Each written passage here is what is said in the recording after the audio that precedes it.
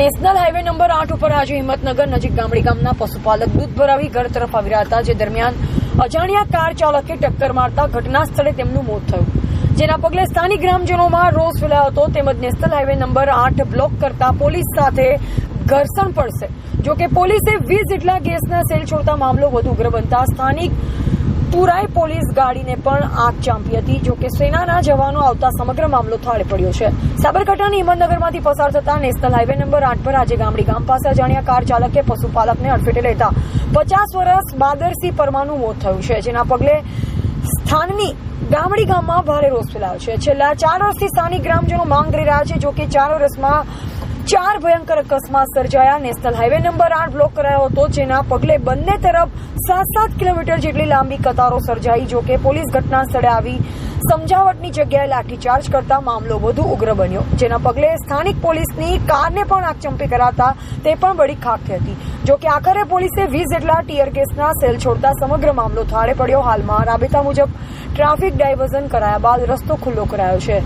National highway number 8 ઉપર આજે હિંમતનગર નજીક ગામડી ગામના પશુપાલક દૂધ ભરાવી ઘર તરફ આવી રહ્યા હતા, જે દરમિયાન અજાણ્યા કાર ચાલકે ટક્કર મારતા ઘટના સ્થળે તેમનું મોત થયું, જેના પગલે સ્થાનિક ગ્રામજનોમાં રોષ ફેલાયો હતો. તેમજ નેશનલ હાઈવે નંબર 8 બ્લોક કરતા પોલીસ સાથે ઘર્ષણ પડશે. જોકે પોલીસે 20 જેટલા ગેસના સેલ છોડતા મામલો વધુ ઉગ્ર બનતા સ્થાનિક પુરાઈ પોલીસ ગાડીને પણ આગ ચાંપી હતી. જોકે સેનાના જવાનો આવતા સમગ્ર મામલો થાળે પડ્યો છે. સાબરકાંઠાની હિંમતનગરમાંથી પસાર થતા નેશનલ હાઈવે નંબર 8 પર આજે ગામડી ગામ પાસે અજાણ્યા કાર ચાલકે પશુપાલકને અડફેટે લેતા 50 વર્ષ બાદરસિંહ પરમાનું મોત થયું છે, જેના પગલે સ્થાનની ગામડી ગામમાં ભારે રોષ ફેલાયો છે. છેલ્લા 4 વર્ષથી સ્થાનિક ગ્રામજનો માંગ કરી રહ્યા છે. જોકે 4 વર્ષમાં 4 ભયંકર અકસ્માત સર્જાયા. નેશનલ હાઈવે નંબર 8 બ્લોક કરાયો હતો, જેના પગલે બંને તરફ 7-7 કિલોમીટર જેટલી લાંબી કતારો સર્જાઈ. જોકે પોલીસ ઘટના સ્થળે આવી સમજાવટની જગ્યાએ લાઠીચાર્જ કરતા મામલો વધુ ઉગ્ર બન્યો, જેના પગલે સ્થાનિક પોલીસની કારને પણ આગચંપી કરાતા તે પણ બળી ખાખ થઈ હતી. જોકે આખરે પોલીસે 20 જેટલા ટીયર ગેસના સેલ છોડતા સમગ્ર મામલો થાળે પડ્યો. હાલમાં રાબેતા મુજબ ટ્રાફિક ડાયવર્ઝન કરાયા બાદ રસ્તો ખુલ્લો કરાયો છે. એવા રાજકમલસિંહ પરમાર, ભારતની અસ્મિતા, સાબરકાંઠા. શું સમગ્ર વિગત? આજે સવારે 7:30 વાગ્યાના સુમારે ગામડી ગામના એક યુવાનનું અકસ્માતમાં મૃત્યુ થયું હતું, અને આ ફેટલના કારણે ગ્રામજનો મુશ્કેલી થઈને રોડ ઉપર આવ્યા હતા, અને રોડમાં તેમને આડેસો કરી લાકડા પાથરી અને રસ્તો બ્લોક કર્યો હતો. પોલીસે જ્યારે મેસેજ મળે ત્યારે પોલીસની લગભગ 3 ગાડીઓ અડધો કલાકમાં જગ્યા પર આવી ગઈ હતી.